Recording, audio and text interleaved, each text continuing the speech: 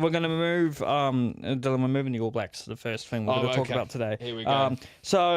Someone, thank you for commenting on the TikTok. Username is You're a Ball Bag. Great start. Has started that we're minimising Razor's Super Rugby accomplishments, and because I think I said, he won 7 titles, but he had a stacked team and 2 of them didn't really count.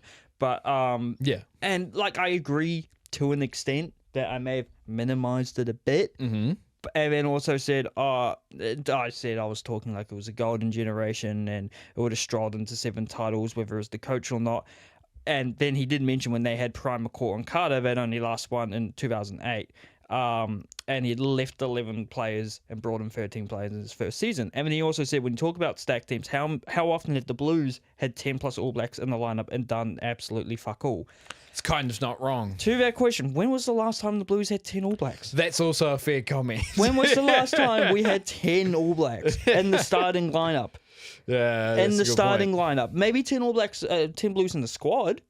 But when was the last time? When was the last time we had 10 in the starting lineup? What, in the 90s when the Blues won the first Super Rugby titles in a row, first 2 Super Rugby titles, or in 2003 when we won a Super Rugby title. True.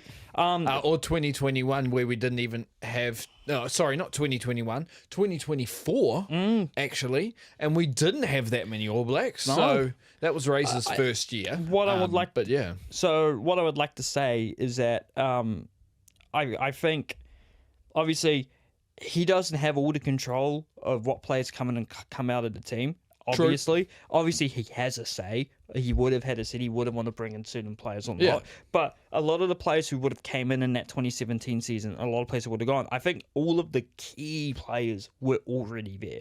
Mm-hmm. Moanga was there, I'm pretty sure. I'm guessing David Harvey was already there. Whitelock was already there. Karen Reid was already there. Mm-hmm. Who else? Fuck. I'm really struggling for the 2017. Oh, guys like Cody Taylor. Cody Taylor. Sorry, was obviously. Cody Taylor there at that point? Cody Taylor would have been there, and Joe Moody, I'm guessing, or maybe he was one of the players who came in 2017. So is the point? Is the point maybe that you're trying to make here is he didn't walk into it, but he had a great foundation to start with. Yeah, I think you can't. The thing? I think he definitely had a good foundation, and he definitely had a good crop of players. Yes, he probably had something to do with him coming in and coming not, and yes, another coach may have not easily been able to walk in and win 7 in a row. Yeah, but I think it still deserves to be kind of looked at, and also. That was his only experience, Yes, it was Super Rugby experience, and he was great at Super Rugby level, and I don't think anyone's doubting. Yes, I might be kind of putting a microscope to this, but he was good at Super Rugby. I'm not denying that. He was brilliant in Super Rugby. There are other things to do with it, but he was brilliant at Super Rugby. We hate to admit that, to be honest. but yes, he was. But at the same time, it was not enough in hindsight.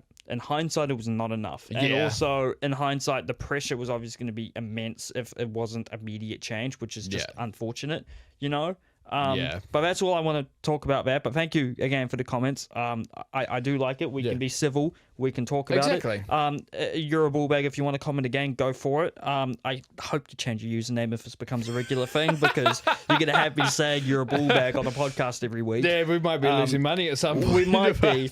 But All Blacks, related to the All Blacks, NZ Rugby announced earlier today the process to approach Razor's successor, and it's nothing crazy, honestly. To a point, There'll be a 5-person appointment panel. This will include the chair of the board, David Kirk, board member Kevin Mialamu, also a 100-cap All Black, an experienced high-performance expert, Dom Tricker, interim CEO, Steve Lancaster, and an unnamed, recently retired All Blacks player who could be genuinely anyone.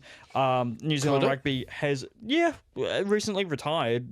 What does recently mean? Yeah, fair. That's a good fair point. They could say recently retired 10 years ago, so it's like Richie or Dan. So that's what I'm thinking, because Richie's been around. Or it could be quite a bit. Kieran Reid, or it could be someone who's just retired from the All Blacks. So like a very true. Very Brody true. Retallick, or a Sam Whitelock, or an Aaron Smith, even though they're playing overseas, or maybe it's genuinely someone who is retired. Yeah. They have asked New Zealand coaches with international head coaching experience to apply. The appointment panel will then shortlist and interview candidates, and the final decision on the head coach will be made by the New Zealand Rugby Board. big thing they mentioned there is they invite New Zealand coaches with international experience, head coaching experience, which was, apart from 2 years with Brazil in the early 2010s, Scott Robertson did not have. True. Or I believe he had stints of New Zealand, under 20 New Zealand. So when you look at that, obviously Jamie Joseph is a big name. Dave Rennie is a big name. Vern Cotter would be a name because obviously he's had time with both Scotland and Fiji and done very well with both teams. Other candidates, Tony Brown is supposedly not coming. It's been confirmed. He's confirmed he's under contract. There's no out clause. Is it the end of that whole fiasco? Will Tony Brown swap? Probably not. The we'll see what rumors happens. will continue, I'm sure of it. If they really want him, I'm sure they will pay the Springboks money, because that's how it works. And then Joe Schmidt earlier today, it said he wasn't keen in the head coach job.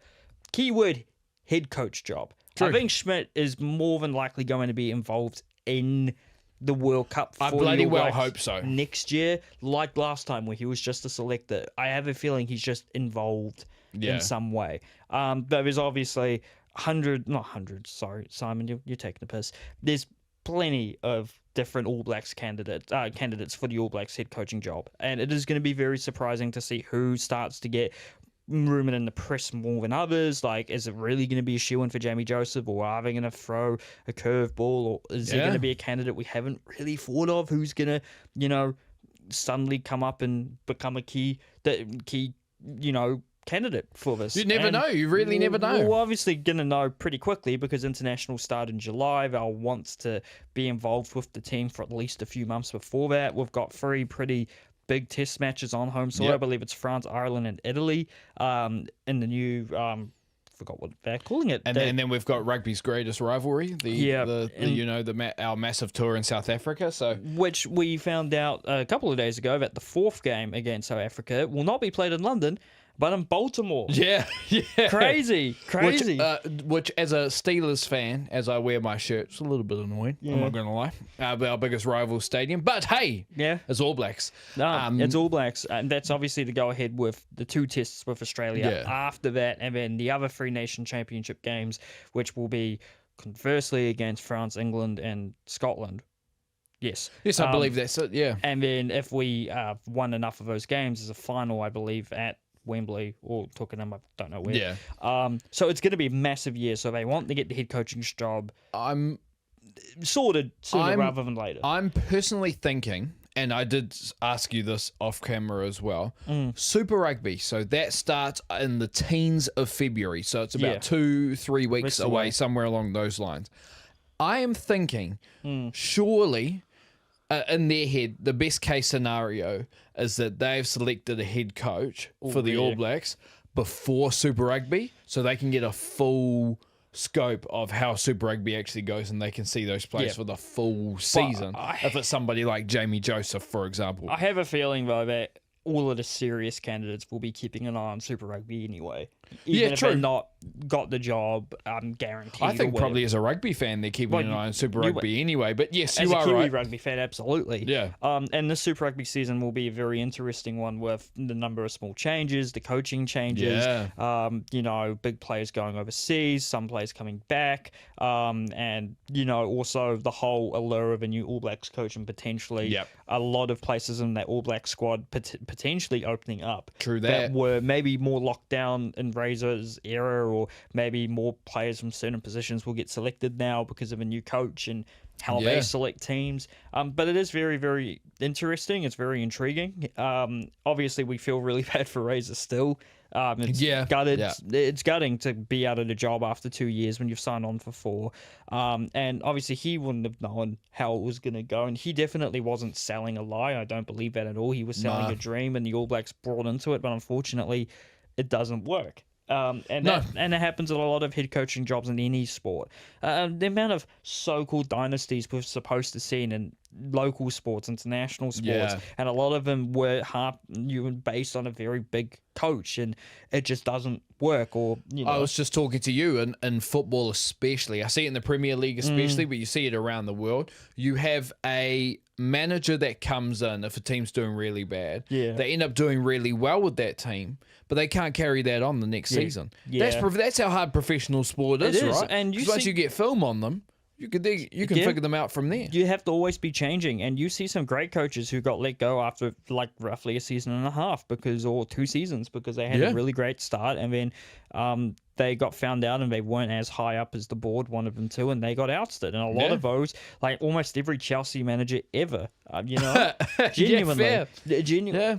So it's just the rough reality of head coaching, especially with the All Blacks, where an insane win rate percentage is not enough to keep your job after 2 seasons. True. But we will obviously update you guys as the process goes forward. We don't have ears in at New Zealand Rugby personally, but we will report what the media reports to us. But also, because it is our podcast, right now, who you got? As who's going to be the All Blacks coach? Yes. I'm going to guess it's Jamie Joseph. I'm going to make the same guess. Yeah. I think that's a clear favourite. I couldn't tell you who is going to be appointed around him, but I feel like That's what I think is more important. that's more important and more interesting. I think Joseph will get the nod because if I look at what happened with Dave Rennie in Australia, and they'll get like, it was interrupted and he was shafted, but we don't know. They'll probably look at other guys similar to Vern Cotter and go, maybe not yet, but yes, there's clearly stuff there. Yep. And then I think they'll look at Eddie Jones and John Mitchell and be like, yeah, probably not. Yeah. Probably not the look we're looking for. Nope. So I think Also, I don't know why John Mitchell would go away from his gig now at England's, with England's women's team, because they are they're an incredible the world. Incredible. They're an incredible team. And obviously John Mitchell has, the history of being the last person to be sacked from the All Blacks over 20 years ago. The guy who is still not liked by a lot of rugby fans in New Zealand because he dropped Christian Cullen. Yep. So, very true. Hey, but his son Daryl Mitchell's doing very well for the Black Caps, so we cannot complain. That's a very good point.